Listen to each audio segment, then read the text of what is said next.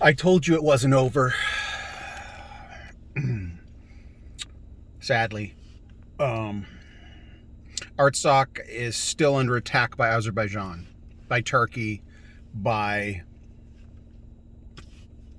violent extremists who believe in propaganda, violent racists, ethnic Turkish racists who are racist against Armenians. Right? They believe that Armenians are dogs, and that's how the president of Azerbaijan refers to them, and Erdogan, like Ilham Aliyev and Recep Erdogan. I don't even know. I'm probably butchering both of those names, but 1 week ago, 6 days ago, but by the time you're watching this, it'll be 1 week ago, in Baku, the capital of Azerbaijan, a huge military parade. I'm thinking it was a celebration of the conquest or the victory against Artsakh, the Armenians. And it was Ilham Aliyev giving a speech, and Erdogan, I think he gave a speech, or he was there.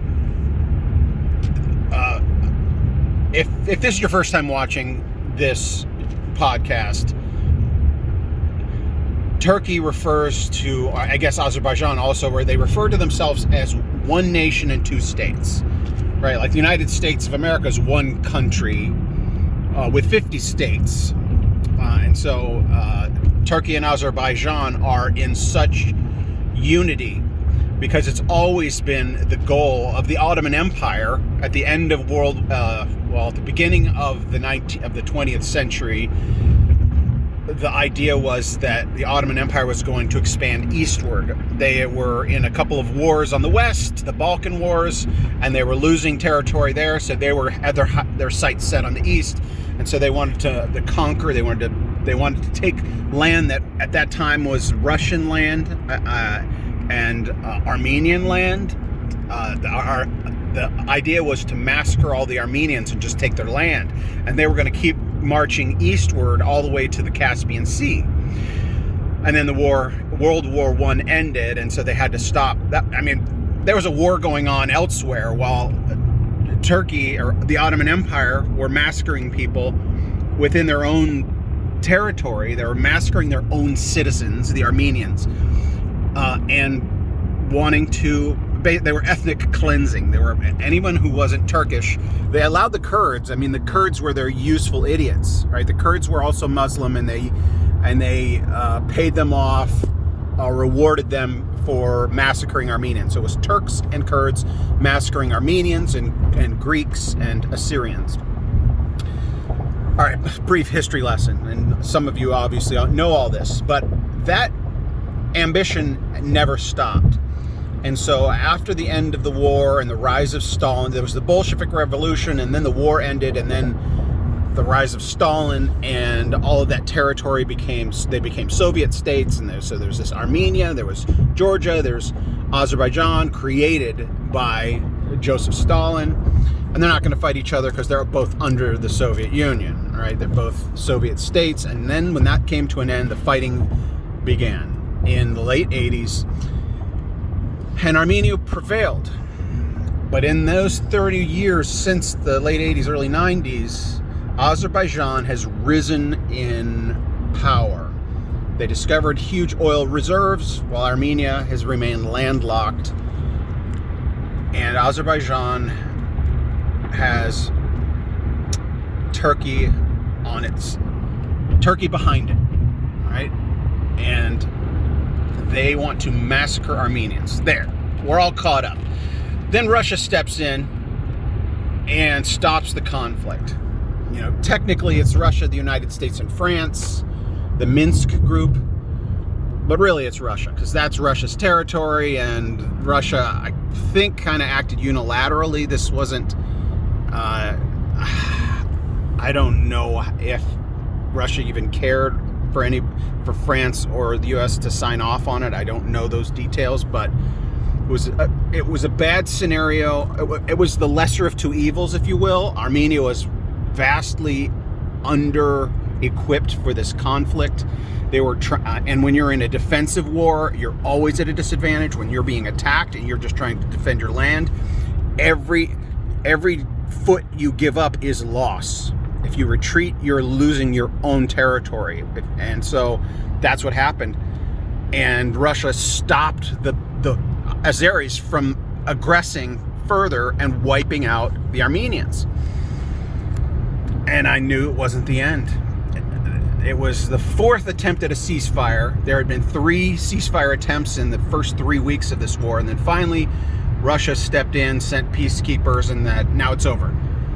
Wrong.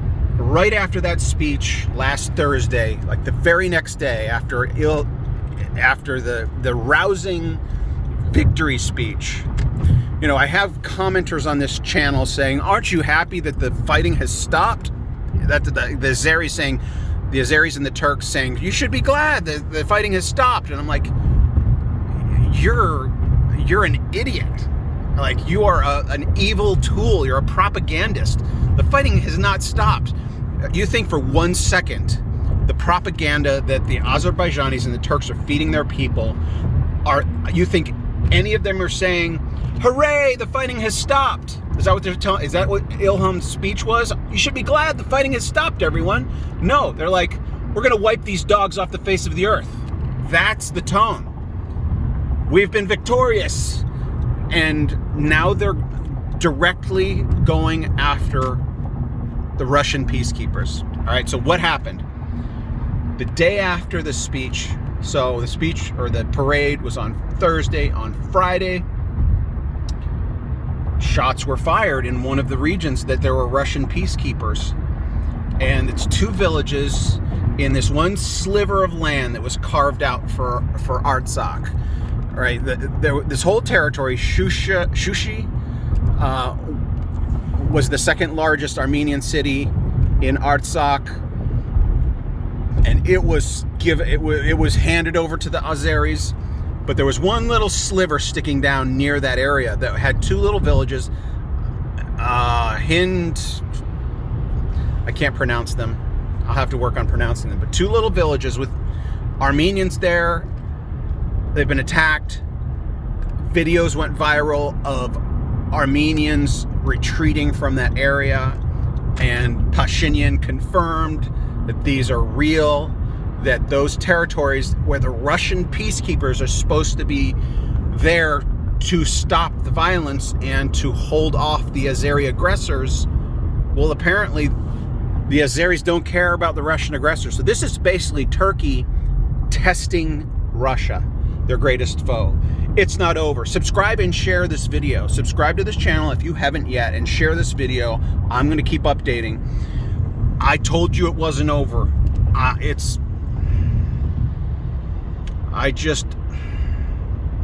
hope and pray that the political insanity happening in my country right now. Now, I'm not Armenian. Why the heck do I care about Armenia over there on the other side of the world?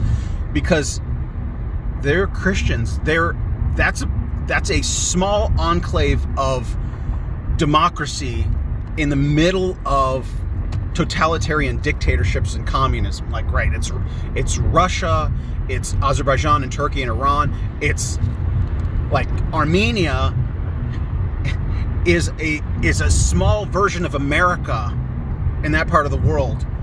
Not just that they're Christians and I'm Christian and I care about them not being massacred, right? We all as humans should care that Christians or that humans are not wiped out, that the genocide that started in 1915 isn't completed in 2020 or 2021. So, subscribe to this channel and pass the word along, and I'm going to keep my eye on it. Los Angeles, Hollywood, this is where I work. And I got a big project, if you can even hear me. I got a big project in this town that could blow this whole thing wide open. Stay tuned.